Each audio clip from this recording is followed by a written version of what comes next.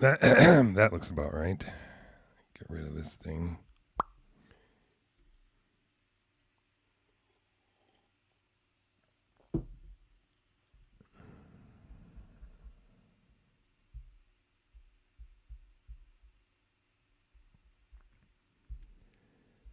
Okay, good evening, ladies and gentlemen. This is GIGAOHM Biological. This is high resistance, low noise biological information stream brought to you by a biologist. My name is JC. You can find me on the internet. I am a biologist, lately masquerading as a neurobiologist for the last 15 years or so, but I've been a biologist since I was a little kid.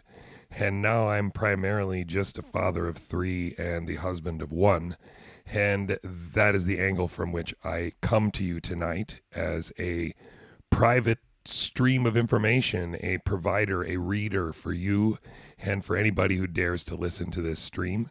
That's what I am. I'm a reader, and I share what I read with people. I hope I'm sharing well enough that you can understand it. If not, send me an email and let me know, and I'll try to clean up my act a little bit.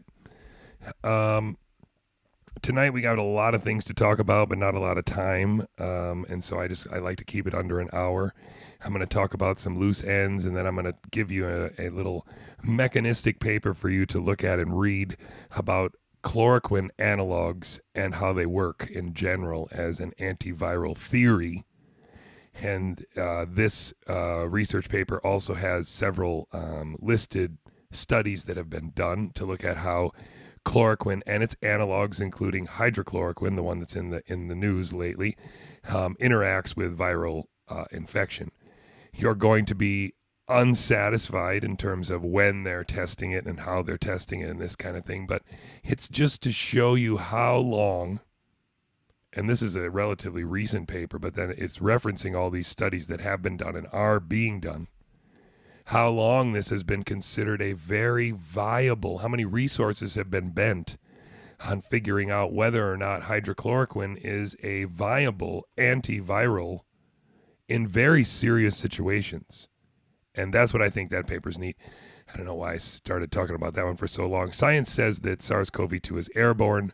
Number 4 is Nature magazine and masks. That's obviously following up on yesterday's reference to the American Association of Physicians and Surgeons. Ensuring uptake of vaccines against SARS-CoV-2 is practically the most important thing we're going to talk about tonight, and we'll probably continue to talk about it as it's the sort of central theme of whether or not our liberties are being, challenged at all, whether any of this is a really bad idea or not. I got to move over a little bit here. And then there's a Rents report false story out that I noticed. I don't know how old the story is, but I noticed it. I read it. It's wrong. There's a couple vital mistakes that it makes, and it's making some pretty ridiculous accusations about a Japanese virologist. And so, although I too have cited this guy as a gain-of-function dude, this story about him is false. And then finally, I just want to bring up the Great Barrington Declaration again, because if you haven't shared it, and you haven't shared it enough, even if you have shared it. Okay, so here we go. That was a long introduction there. Sorry about that. So first of all, these are just some loose ends. I don't know what they're talking about here, but this is the New York Times writing an opinion that America may need international intervention. And it's important to read the caption under there. It says, my camera's in the way. It says President Trump at the United Nations, and it says if he doesn't accept the election results, Joe Biden may need to ask for international assistance. Now, I don't know about you, but back in the day when I was a young conspiracy theorist, one of the craziest things that people would talk about is the fact that the UN was actually a globalist organization with the sole purpose of taking over America. And at some point, the UN would take control of America. That was the plan. That was the whole reason why the UN was brought into existence all those years ago. That's what all these crazy conspiracy theorists said. And now they're actually talking about it in the opinion section of the New York Times. Are these connected? I don't know. But it's a loose end I think I need to talk about. It's something I have to get off my chest. That's what these evenings are for. The Last American Vagabond, if you don't know what it is, it's a very nice, I don't know if you call it a blog or a news website, whatever. It's run by Whitney Webb. She's a pretty hardcore journalist slash investigative reporter. I don't know what you would call her, but her information tends to be quite accurate. And in this case, she's talking about how the 10 billion, I don't know if you knew that or not, $10 billion worth of money being distributed through the Warp Speed Act is actually largely being done through a CIA linked contractor.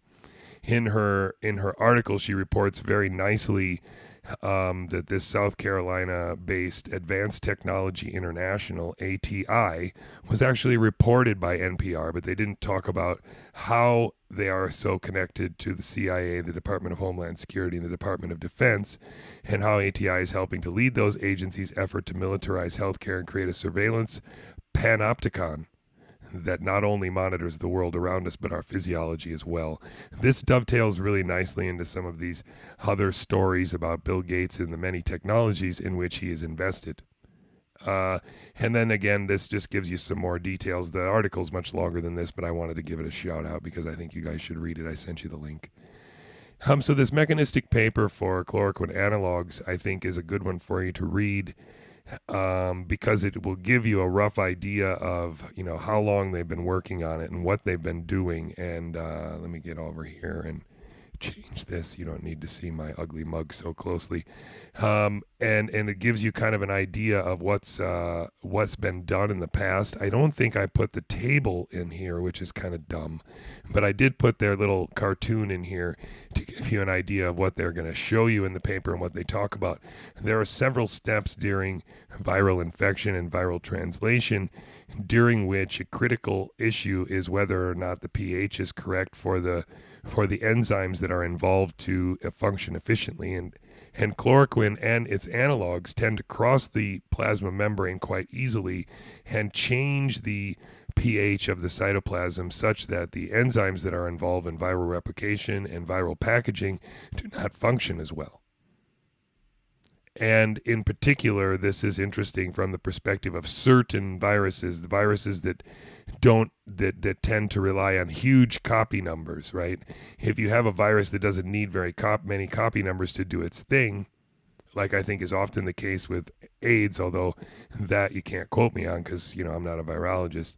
Coronavirus is one of those viruses. Flu is one of those viruses where viral load is very important, and maybe it's important for most infections, but I think it's to a certain extent different in terms of overall viral load, absolute viral load.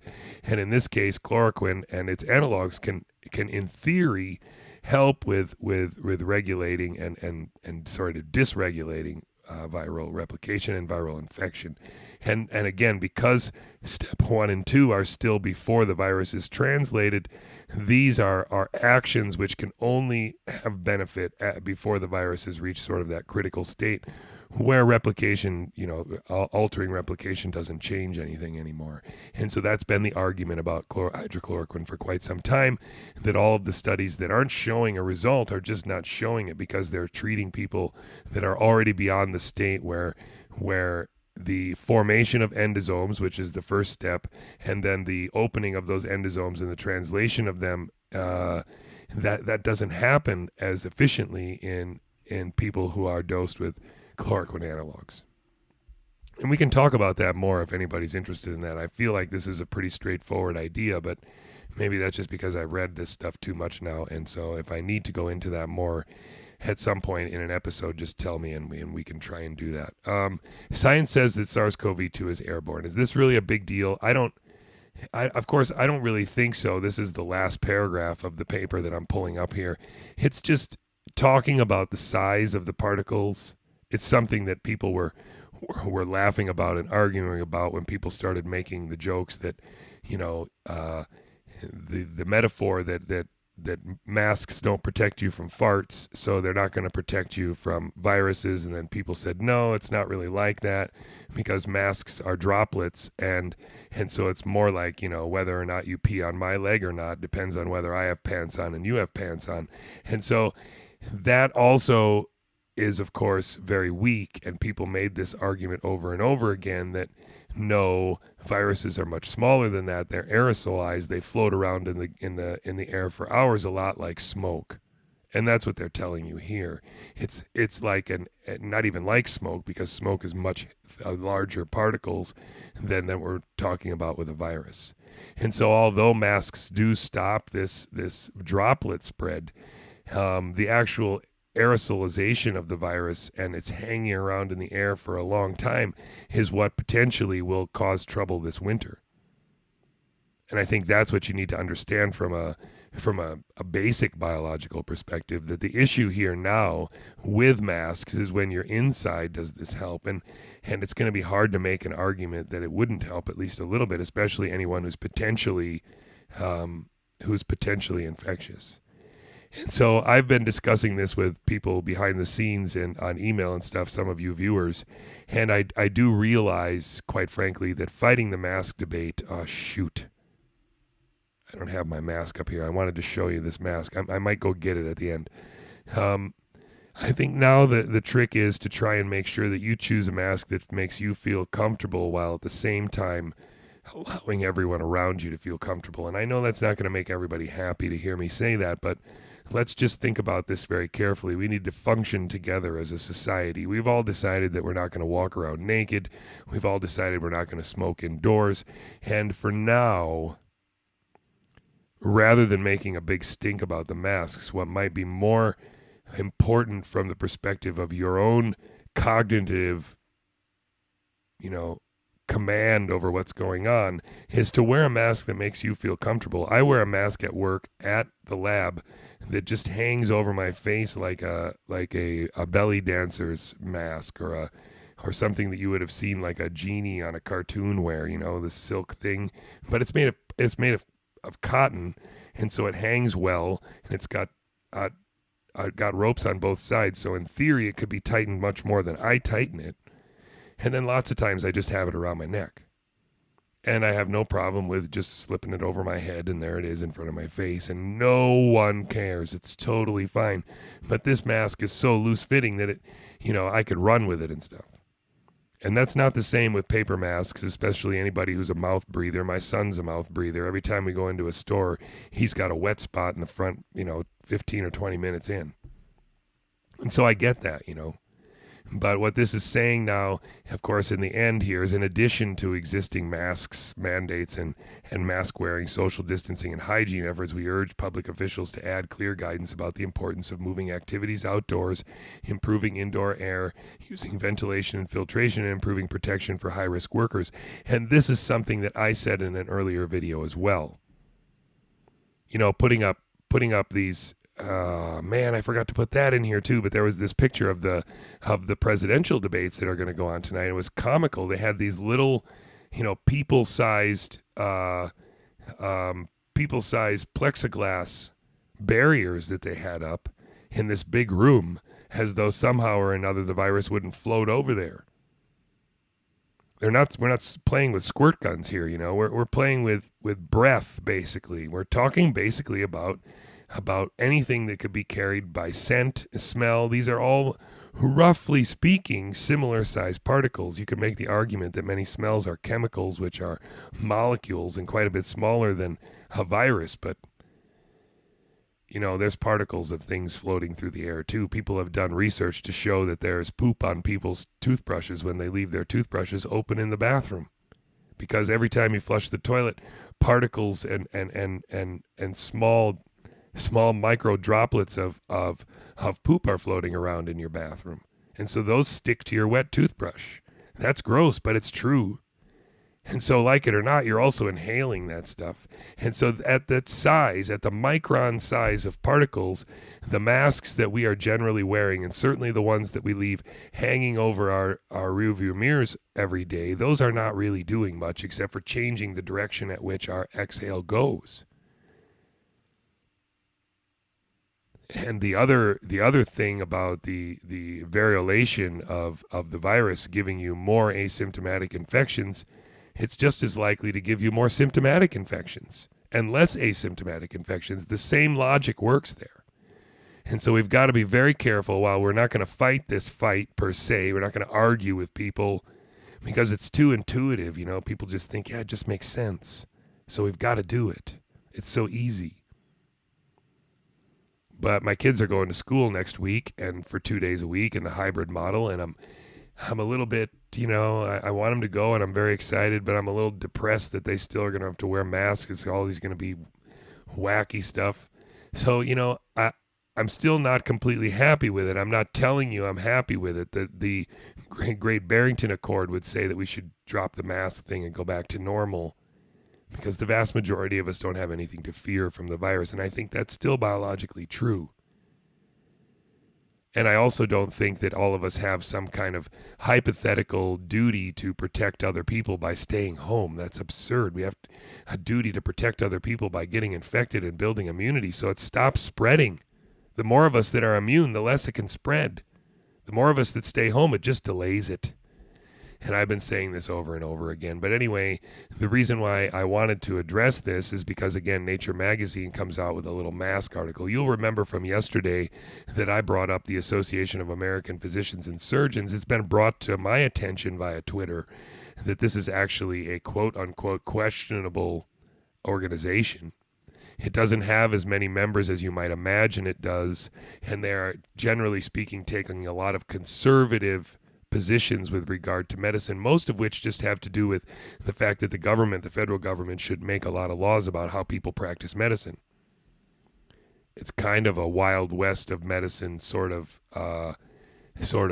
article, or it's not article, sorry, but association, if you read certain news sources. But nevertheless, this article itself, whether you like the mode of delivery or not, this article is just a curated review. I mean, we are talking about SIDRAP articles and New England Journal of Medicine articles in the Lancet here that I'm showing you on their first page of references. And so defending this article yesterday, I showed you this SIDRAP article, which they cited. And this SIDRAP article, of course, said some very interesting things. That the filter performance of a cloth material does not directly translate or represent its performance on an individual because it neglects the understanding of fit. And fit is extremely important in a mask, as we've already talked about. If you were to go into a forest fire, if you were to work in a painting facility, if you were to work in a mine, if you were to work in a place that was moving out asbestos, the fit of your mask would be pretty crucial to whether or not you were meeting OSHA standards, to whether or not you would actually go home with a cough. And we're not really talking about that with regard to this virus. And it is a virus. And if it can aerosolize, like science has just told us, then we are talking about equivalents to smoke and dust and all of the things that we know when we need a mask. We need, hard rubber things pulling around a rubber thing that leaves a really red mark ring around your nose and face, or maybe even your eyes, to protect you from these aerosols. And that's what they're saying here. Transmission is not simply a function of short random interactions between individuals, but rather a function of particle concentration in the air and the time exposed at that concentration. This is a SIDRAP article that was cited in this AAPS article, which is purportedly sort of, the opposed by this news feature in Nature. Face masks, what the data say, with this really cool cartoon of a lady parachuting with a giant face mask. How much evidence is enough? So they're already on the side of masks, and it's going to be very hard to fight this, even though we know that Nature is a compromised facility of information, disinformation, whatever it is. It disseminates whatever they get paid to disseminate. And in this case, what we're talking about here is just a piecemeal, cherry-picked article selection that shows masks work in some scenarios with some measures, but don't make a real valid scientific, biological, physical, mechanistic argument for why. And don't really differentiate between this huge, varied amount of mask types that are currently being employed. And at the end of this article, they end with Mr. Michael Osterholm from Minnesota, from CIDRAP, from the exact same freaking organization that was cited in that AAPS article. For now, Osterholm in Minnesota wears a mask, and yet he laments the lack of scientific rigor that has so far been brought to the topic. That's the topic of masks. We criticize people all the time in the science world for making statements without any data, he says, and we're doing a lot of the same thing here.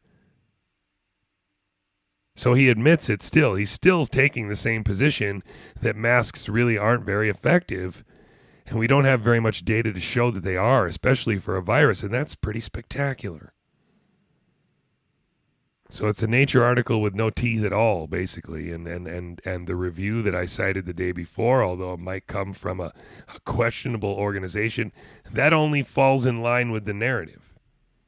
Those three people that came to the United States to talk to the president, the three epidemiologists, the one that was from Harvard, the two that were from the UK, they were only allowed to appear on Fox News. Professor Gupta from Oxford only appeared on Fox News, only appeared on Laura Ingram's show. She didn't appear on CNN or PBS NewsHour. Why not have her debate Fauci on PBS NewsHour and let's get this over with? But they're never going to do that. And that has to be your sign that something very wrong is happening. This is a New England Journal of Medicine paper.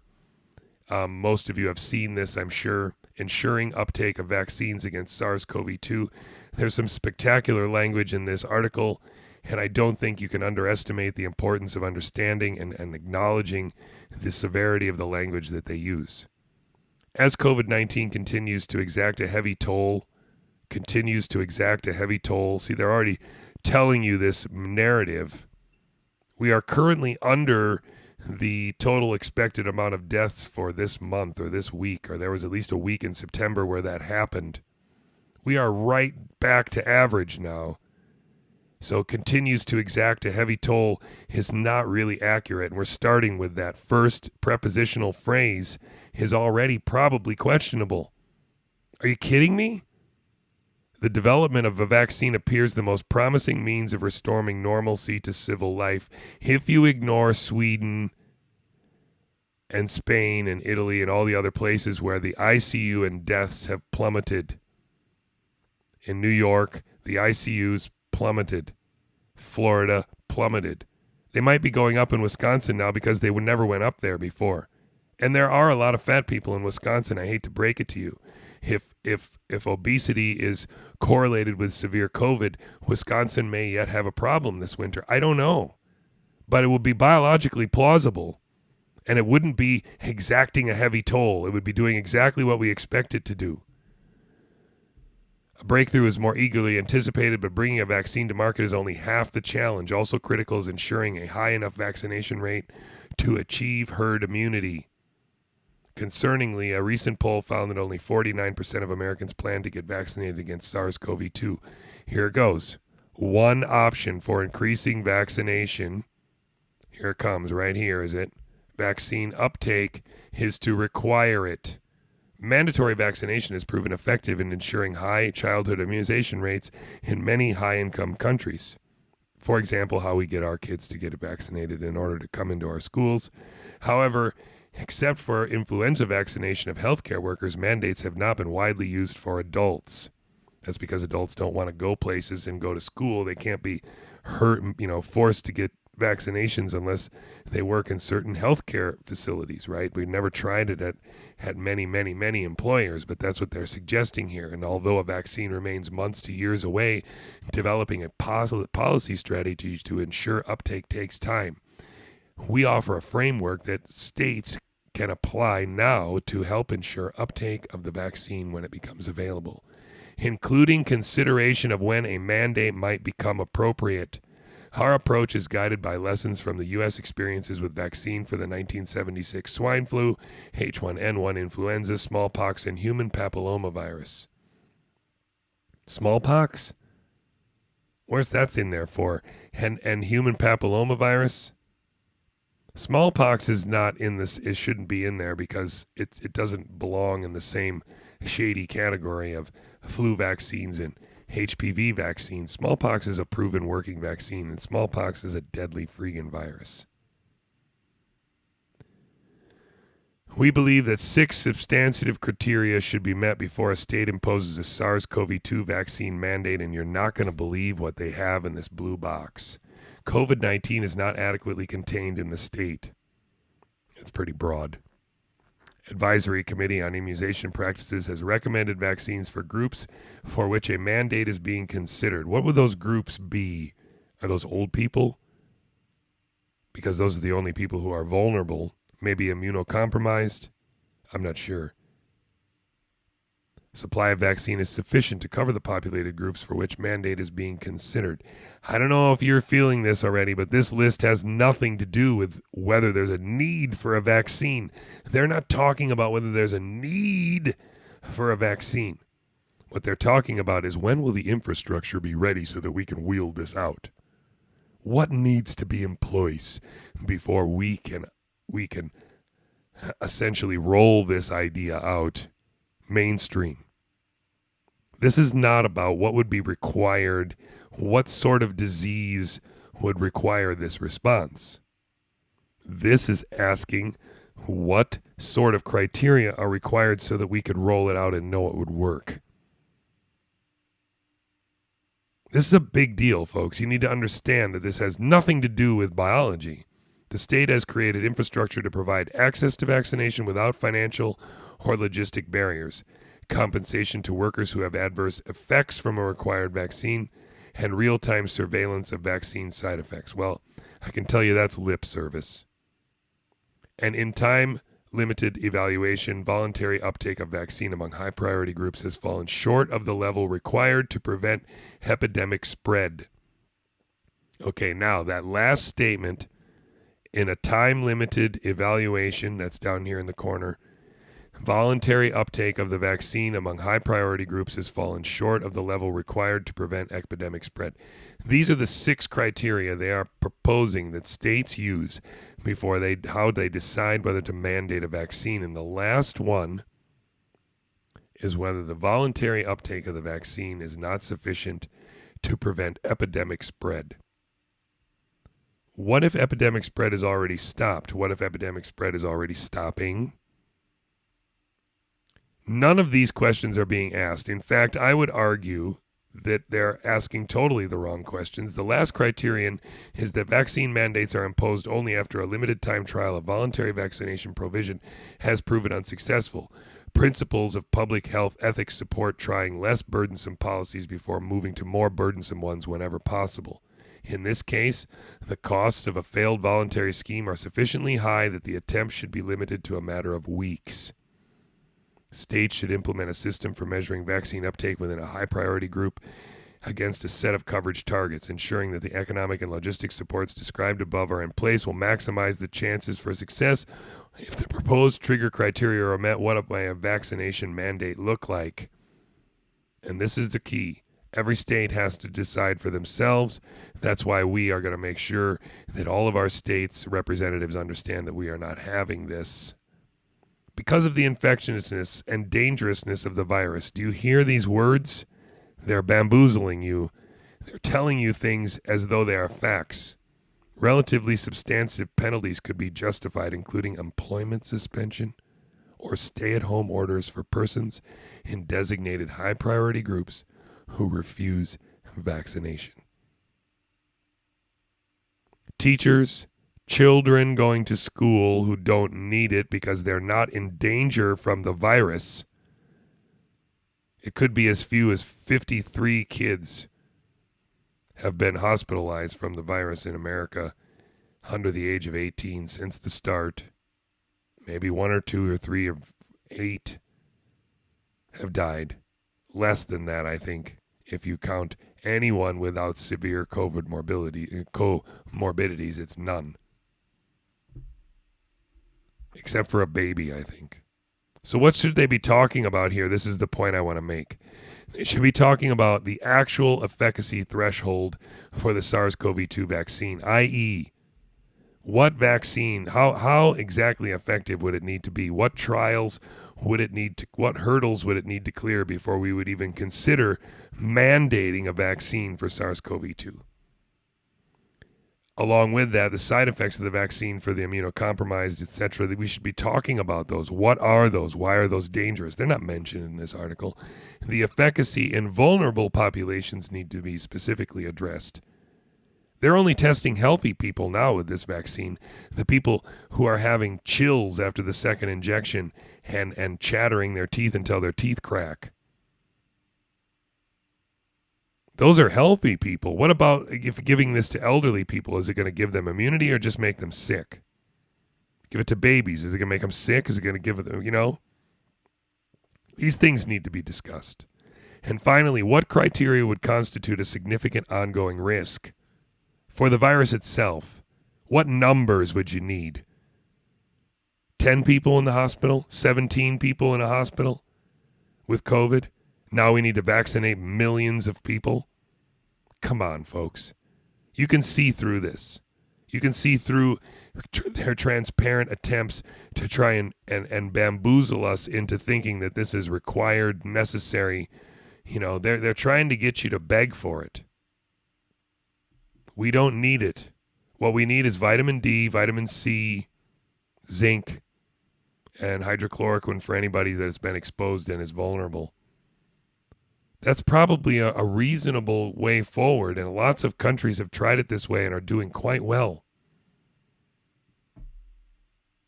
One thing that never gets mentioned, but Donald Trump was on, was famotidine. Famotidine. I don't know if I'm saying it right. It's the active ingredient in Pepcid. It's super cheap. You can buy the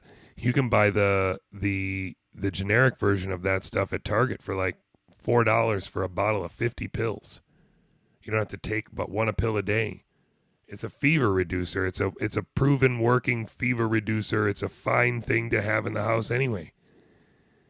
And it's a wonderful antiviral. It's the first thing that was listed when the bioterrorist expert American bioterrorist expert working in Asia was told about this. That's the first thing that he put on the list for everybody. So this is just a baloney article in my mind that's just talking about what they plan to do and how they plan to do it, and not really talking about biology. And again, that's just a shame.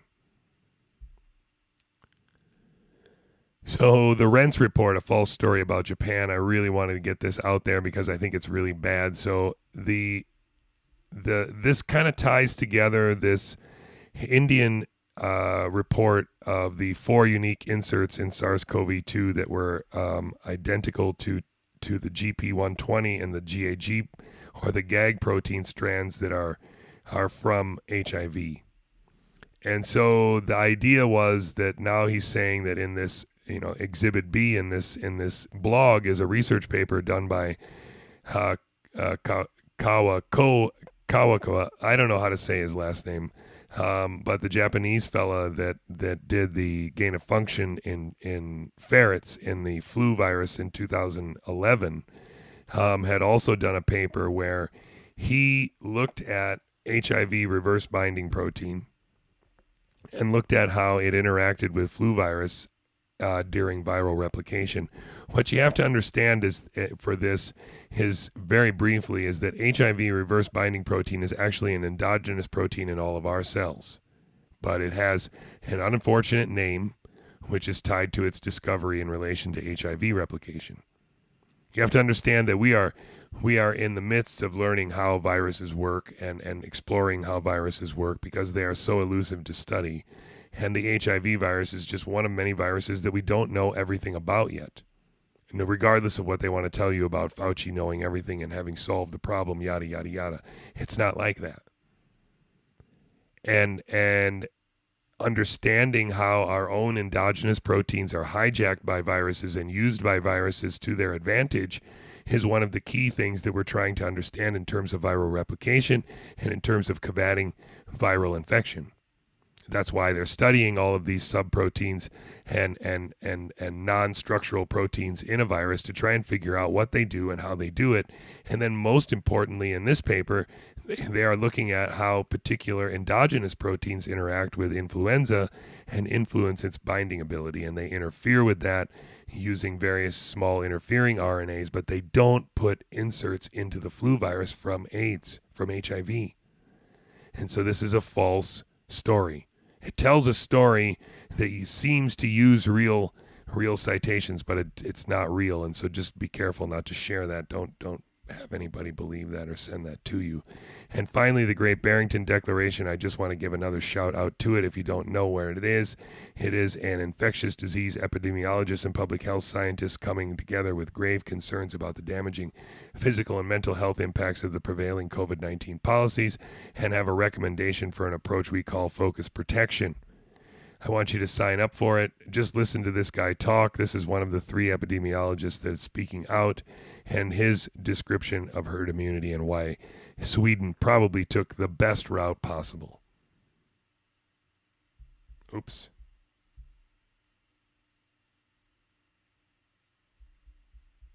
So herd immunity is not a strategy. Herd immunity is a fact about most infectious diseases, the course that they spread through the population.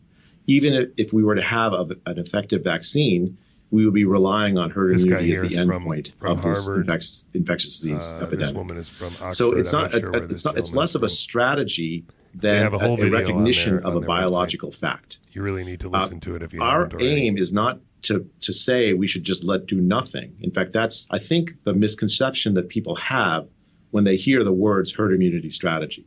In fact, it's quite the opposite. As both Dr. Kulldorff and Dr. Gupta have emphasized, our strategy involves... These scientists have not been on the news. They're not on the news. Nobody's talking to them except for Laura Ingraham.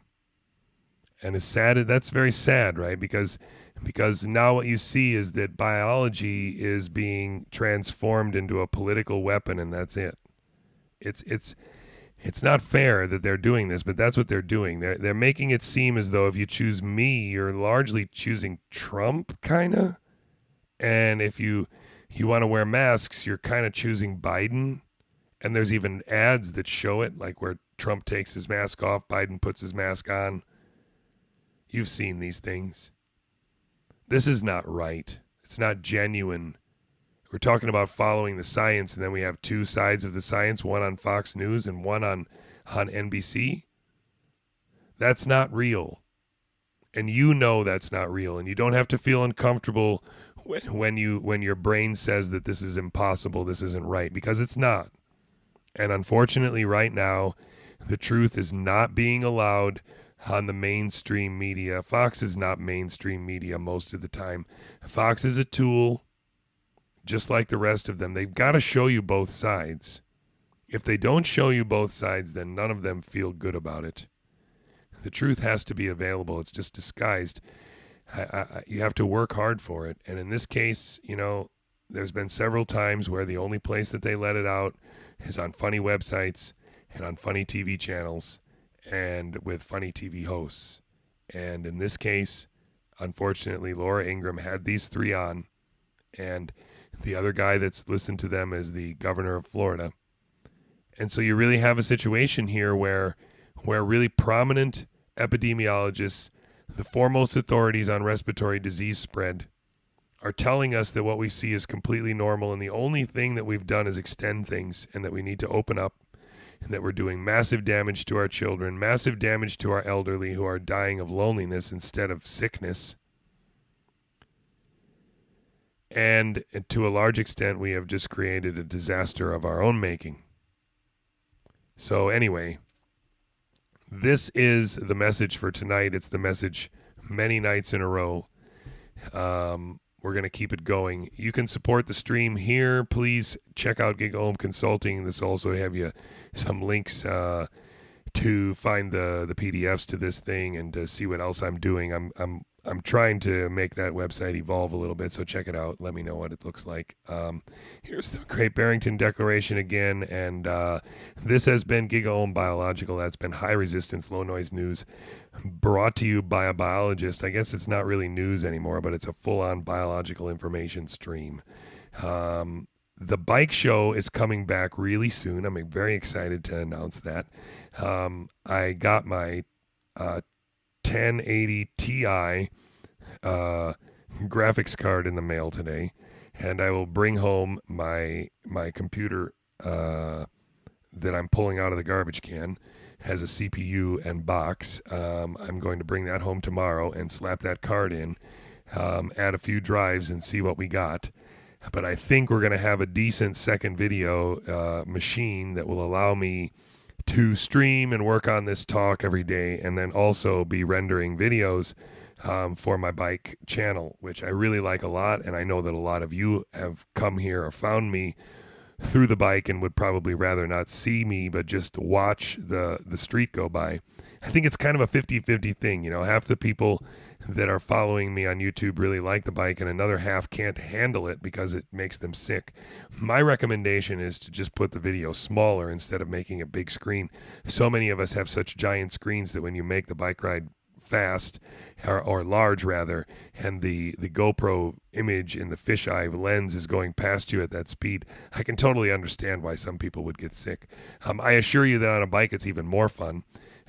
Anyway, this has been GIGAOHM Biological. It's high resistance, low noise biological information stream brought to you by a biologist. My name is JC.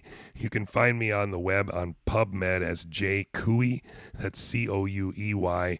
And if you want to send me an email, you can find my email on this stream. You can also find me at gigaohmconsulting.com. That was the website I showed you earlier in the stream. Thank you very much for your support. The main support that I really need is sharing. I know it's really hard to believe. I guess I must be saying some very controversial things to you guys, but I've lost 15 subscribers since 2 days ago. Every time I stream, I lose subscribers, so something is not right. I don't know if it's YouTube. I don't know if it's you guys. But if you feel any guilt about not sharing my channel, feel free to rectify that by sharing it now. Send emails to your friends. Tell them that there's this dude you want to watch. He's just got this little stream. It only goes about 45 minutes. It's every night. You can see it afterward. He's just telling it like it is. And he changes his mind when people show him information that makes sense from a different direction, right? That's what we're doing together. We're exploring this. People are sending me emails all the time, and I really appreciate them. I'm not calling people out because I don't want to do that, but I appreciate all the emails. Sometimes I'm reading the things you send me. Sometimes I've already read them. Sometimes I look at them and I see an author or I see a claim, and then I don't really respond immediately. But that's just because I'm getting back into the flow of this after a disruptive week last week. And now as I get back into the flow of it, please keep sending me those emails. They do help a lot. They oftentimes are things that I've already seen, but that doesn't matter because that just sort of reinforces to me that I'm on the right trail. And more importantly, reinforces the fact that I'm talking to some very intelligent people, and it gives me hope for the future. All of you give me hope for the future. All of us together, I think, are going to be part of our communities that are the people that are going to lead us cognitively out of this darkness. Thank you very much for joining me, and I will see you tomorrow night, 9:20, same time, same channel. This is JC. Good night. A micron, not a micrometer. No, a micrometer and a micron. We're going to have to look that up one for sure, Elaine. A micron and a micrometer might not be the same thing indeed. I don't know what I said. I think you're correcting me. Maybe I said microns and not micrometers. I'm not really sure. But yes, you're correct. All right, thanks, guys. I'll see you. The email, I'm going to put it on the chat right now. The email is j.j.highbike.